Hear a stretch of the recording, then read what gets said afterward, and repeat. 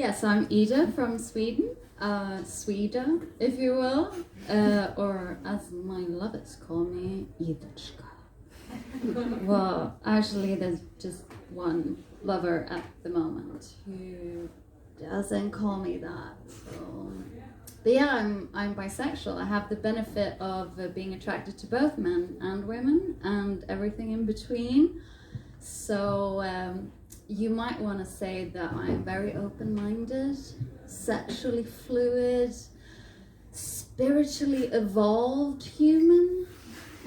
My mother tells me that your heart is so big, it's open for everyone. Nah. The secret is I'm just not that picky. I just have enough sense to know you need to throw your net wide if you want to catch some fish. Because there's a lot of rotten fish out there, I'll tell you that much. I've been on plenty a bad date. It even got to the point where my standard goodbye phrase was, okay, take care, which is bad. It's almost as bad as see ya. Or, oh, you going that way? Well, I'm going that way. Okay, bye then. But the worst date I was ever on, I think, was with a guy in England. And it was such a silent date. I tried to come up with fun topics, only to have him shoot me right down. So I'd go like, so what have you been up to? Oh, nothing much. Working. Oh, so how's work? All right. So, like, is this what you want to do in the future? Working as a magician? No, I'm just kidding. He worked in a warehouse. As a clown? No, he wasn't. He actually had a really boring job. He was a space fireman. No, that's just my dream job. I think it would be so cool. But no, it was a very silent date, and I did what any intelligent, independent woman would do: get drunk. Maybe it would make him a little bit more interesting. It didn't. So drunk Ida figured that, why don't I be honest with him? Like, people like honesty, right? So I said, listen, this isn't going very well at all. So let's just put it out there. This is a bad date.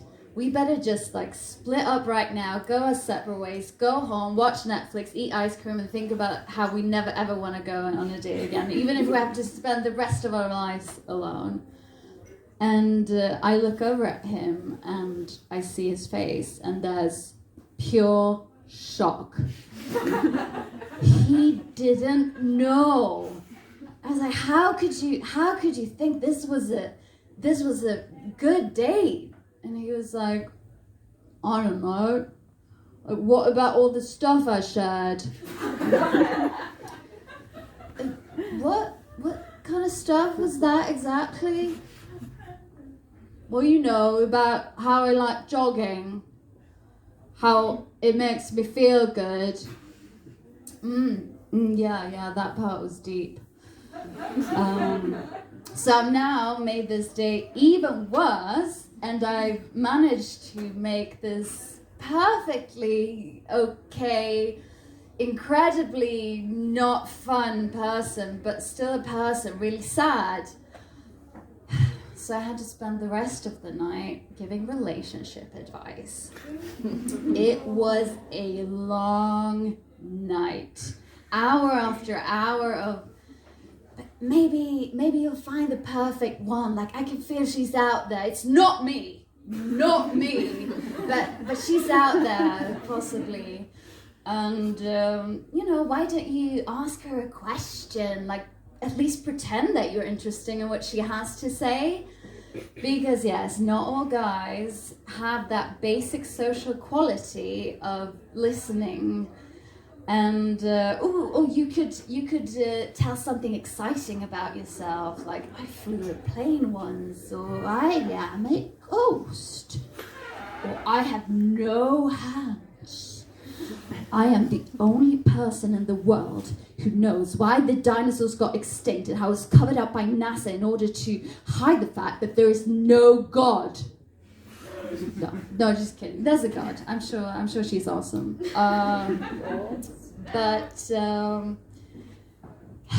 Yeah, it was dreadful. But now he has a girlfriend. You're welcome. I think I had a little something to do with it. But yeah, another day I was on was with a guy here in Latvia, Latvian guy. And the first day went okay. I pretended I'm a normal human being, hid the tentacles. But the second day, he took me to see Dinamo Riga. And for those of you who don't know me, I'm a huge hockey fan. So this was the perfect date for me. It wasn't for him though. I don't think he was expecting what was coming. Because first of all, I don't sit down when I watch hockey. I don't shut up. I stand and I roar like a big bearded mafia trucker on meth who just want to crush someone. I swear in 3 different languages. 4 if you count the fact that Latvians swear in Russian. So, and you can't communicate with me. It's like, hey, Ida, do you want some fries? Motherfucking stirva, sorry, I was just wondering if. Oh, there you go. You get that fucker. Send him right off the field. So I didn't see exactly what his expression was like, but I can only imagine it was something like this. And it was kind of like in these nature programs where you see like a incestuous kangaroo or a Siamese twin monkey with 14 legs. Like you're so fascinated, but in a dreaded, disgusted kind of way. So you're like, wow, look at it move in its natural habitat. The hockey enthusiast female, pure and real. See how she thrusts and spits. Oh, the glory of this beast. Oh, it really is extraordinary how we can see it so up close. And look at it hunting its prey and intimidating its mate. No luck this time, fella. He never called me again. So if there's any dating advice I would like to give to you, it's don't be yourself. Not on the first date, not on the second, not ever if you can help it. I think that the people who do best in the dating game is the ones who go on their deathbeds. I like torturing birds and I have spiritual dyslexia. You never knew. I have no idea where that accent came from. Somewhere deep down. But no, so why am I just talking about guys? What about dating girls? Well, the thing is that girls aren't as funny because girls are so much better at dating. Because girls are better at, being decent human beings.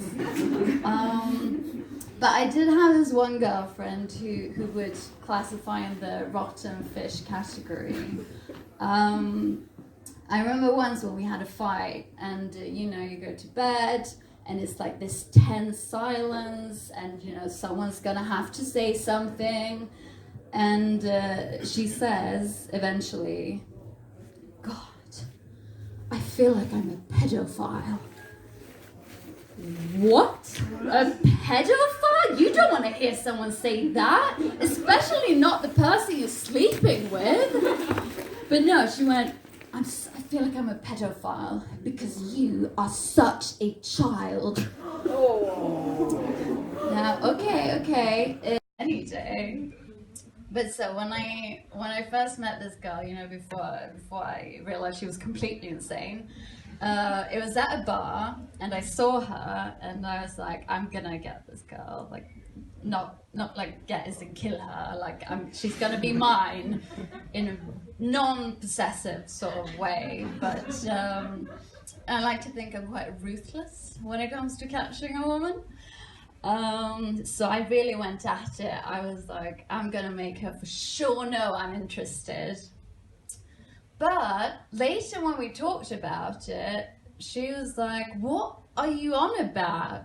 I walked up to you, I kissed you. If it weren't for me, we never would have hit it off. And that she obviously doesn't know what she's talking about. Although, I am starting to see a pattern, because after a night out, I'll go to my friends and I'll be like, what the fuck happened? Me and this girl, we had this thing, like, oh, sparks were flying, I was giving it my all, I was so smooth. And they say, what? We didn't see any of that. Like, what are you talking about? I was so aggressive. I really showed her the moves. Aggressive? You didn't even talk to her. Yes, but didn't you see how I was looking? Like, I did the eyes. What eyes? You know, the eyes, the lesbian magnetism eyes. Oh, it's kind of like this. Like, just quickly, you don't want to freak her out. And yeah, you don't want to do the Gollum stare, like, it won't be good. And if you think you've taken it too far, just pretend you have eye Tourette's. Like, you can just... It works every time. So now I've given you this great advice. So if you spot the one across the room, you know what to do, and you're gonna get her. So take that with you. You can thank me later. Thank you for listening. Thank you, Kathy, so much for organizing this, and have a great rest of your evening.